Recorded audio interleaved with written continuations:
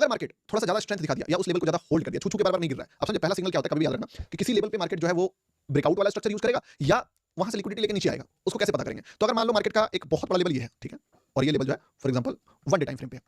One day time frame पे, तो अगर छोटे टाइम फ्रेम पे मार्केट इस लेवल को किस तरीके से जा रहा है वो देखो, जैसे कि अभी क्या किया मार्केट ने 1 मिनट के टाइम फ्रेम पे मार्केट गिर गया, ठीक है, अब मान लो फिर गोल्ड बीटीसी आता है इसके ऊपर, अब डिपेंड करता है कि इस लेवल के ऊपर फिर से कहीं जाके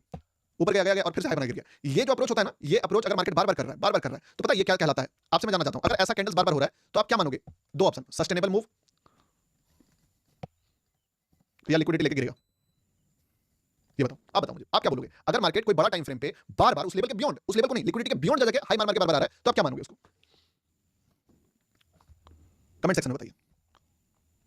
सस्टेनेबल। अगर किसी को लग रहा है कि वो सस्टेनेबल मूव है, तो गलत सोच रहे हो, क्योंकि अगर आप ध्यान से देखोगे बीटीसी का प्राइस एक्शंस को बहुत बार पढ़ो, आपको यही दिखेगा कि मार्केट 2 से 3 बार गया और फिर बाद में फॉल कर गया। अक्सर ऐसा जो प्राइस एक्शन देता है ना मार्केट, वो इसीलिए देता है। क्यों ऐसा कर रहा है आप सोचना, जो मार्केट ये स्ट्रिप एकदम लगातार चल रहा है, क्योंकि अगर मार्केट को बड़े टाइम फ्रेम पे गिरना है, लाइक बहुत फॉल करना है, तो जानबूझ के वो एकदम स्ट्रेट मूव में बार-बार एक ऐसा हाई मारेगा कि कोई भी बड़ा प्लेयर भी अगर शॉर्ट कर लिया है गलती से लिक्विडिटी सोच के, तो वो पोजीशन को छोड़ेगा। आप सोचिए ऐसे मूव में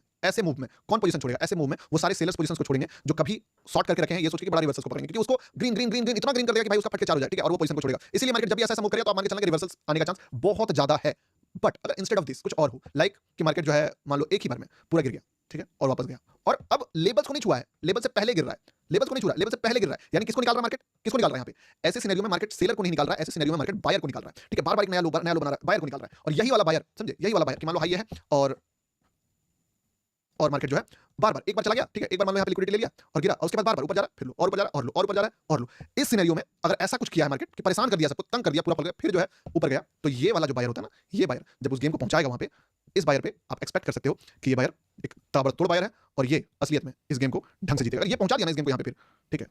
तब जो ये ब्रेकआउट आएगा, ये ब्रेकआउट काफी सस्टेनेबल होगा। इसका एग्जांपल देखना है, अब गोल्ड का जो सबसे बड़ा रैली आया था, आप उस रैली को देखिएगा, मार्केट एक बार हाई को टच किया और इतना फॉल किया, एकदम हद पार फॉल करने के बाद फिर मार्केट जो है ऊपर गया, और जब गया तो फिर रुका ही नहीं। और अगर इसका एग्जांपल देखना है तो बिटकॉइन का कोई भी मूव देख लीजिए, आपको ये वाला एग्जांपल मिल जाएगा। अगर ये ए है तो ये बी है। आप गोल्ड का प्राइस, मैं बोला मैं प्राइस एक्सेस याद रखता हूं मार्केट का, जो भी मार्केट ने बिहेवियर करा है वो सारा बिहेवियर मैं याद रखता हूं। आप देखो गोल्ड का मैं अगर आपको दिखाऊं कि गोल्ड का क्या प्राइस बिहेवियर था, तो गोल्ड का प्राइस बिहेवियर आपको देख के समझ में आएगा कि सही बात है गौतम भाई। और इसीलिए कहीं ना कहीं यही रीजन था जिसके कारण मैं गोल्ड को आपको समय से पहले बता दिया था कि देखो गोल्ड जो है ना वो ब्रेकआउट के बियॉन्ड जाने वाला है। कब देखना, मार्केट को अगर तुम वन डे पे टाइम फ्रेम मार्क करो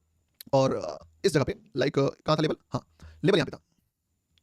ये था लेवल, तो इस जगह पे मार्केट के पास लिक्विडिटी था, ठीक है। अब अगर तुम देखोगे तो मार्केट ने यहाँ पे जो परेशान किया था लोगों को 1 आवर के टाइम फ्रेम पे, तो वो तुमको समझ में आ जाएगा कि गौतम भाई दिमाग तो सच में खराब किया था मार्केट ने। 13 मार्च नहीं और पीछे यस, यहाँ मार्केट एक बार गया, दो बार गया, गिरा और जैसे हाई गया, ठीक है, आप नोटिस करना ब्रेकआउट के बाद मार्केट बार-बार सेलर को निकालने लगा, सॉरी बायर को निकालने लगा। यहाँ से जो ये गिरना स्टार्ट करा, तो इतना शार्प फॉल मारा कि कोई हिम्मत ही नहीं करेगा कि यहाँ पे सोचने का कि ब्रेकआउट आ सकता है। फिर इसको निकाला, फिर बोला भाई अब गलती से अगर बाय कर लिया मार्केट में, तो फिर थोड़ा मूव देने के बाद फिर सबको निकाला, फिर अगर किसी ने बाय किया फिर सबको निकाला, एक लास्ट शार्प मूव भी दे दिया। तो इस तरीके से मार्केट ने लगभग परेशान ही कर दिया सबको। इवन जब दोबारा वापस ब्रेकआउट का लेवल्स पे मार्केट गया, ठीक है, जो ये वाला हाई था, फिर ब्रेकआउट देके बार-बार सेलर्स को निकाल रहा है, मतलब ये जो फ्रेश ब्रेकआउट था, जब सॉरी बायर्स को निकाला, तो जब भी मार्केट बहुत ज्यादा ही टाइम पास करने लगे तो आप समझ जाइए कि खतरा